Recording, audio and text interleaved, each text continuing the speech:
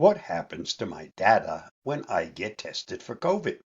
The answer isn't as straightforward as you might think. The COVID-19 pandemic disrupted basically every aspect of normal life. But while things like restaurants closing and mask wearing were obviously changes, one less obvious shift started happening behind the scenes. We're talking about data, and specifically what happens to COVID-19 vaccine and testing information. Like so many things during the pandemic, the collection, storage, and protection of this highly sensitive data isn't very well organized. Here's what we found out about what happens to COVID-19 testing and vaccination information, and how people can keep themselves safe both in real life and online. You might be wondering, where is the information about my COVID vaccination stored?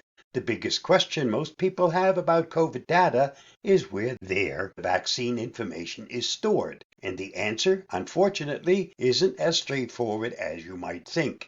If you live in the UK, the NHS has an integrated, consolidated database of all these results.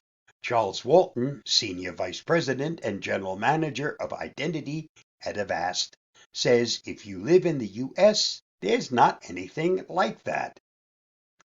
Like many systems in the US, storage of vaccine information varies from state to state.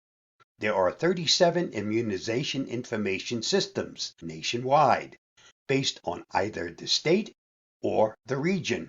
They were originally designed for the Center of Disease Control to store information about vaccines like the mumps and the measles, and Walton says they're part of an archaic old system. When the COVID-19 pandemic started, officials started scrambling to figure out where the eventual vaccine information would be kept. The conclusion was that the institution that administered the vaccine, be it the local pharmacy, physician, or even a city or town site, would keep the record and pass it on to IIS. It's all over in the US, Walton says.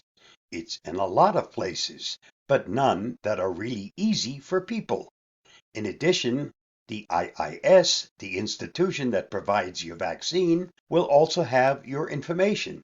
And if you choose to get a digital copy of your vaccination record, like in Apple Wallet, for example, then that company will have your information as well.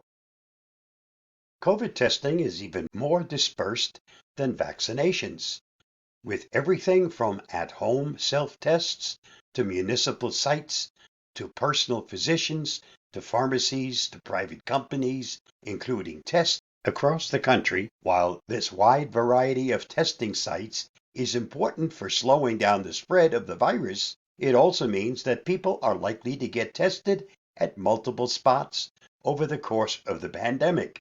That means people's test results and other personal information, including insurance in many cases, is probably in a lot of databases. While any company, health care provider, or institution that handles medical information legally has to comply with HIPAA, Walton says there are HIPAA violations every day. And if you follow online security at all, you know that data breaches are increasingly common. So, not great. If you're worried about your personal information being exposed, keep an eye on any COVID testing related breaches. It's good practice to pay attention to data breaches in general, for what it's worth. If it turns out that your data is exposed in some way, then it's time to keep an eye on all your financial accounts and to lock down your credit, so no credit cards or loans can be taken out in your name. The most important thing right now is that everyone stays healthy. Thanks to Emma McGowan for her excellent article on this topic. Stay safe, stay secure, and I'll see you again soon. Bye-bye.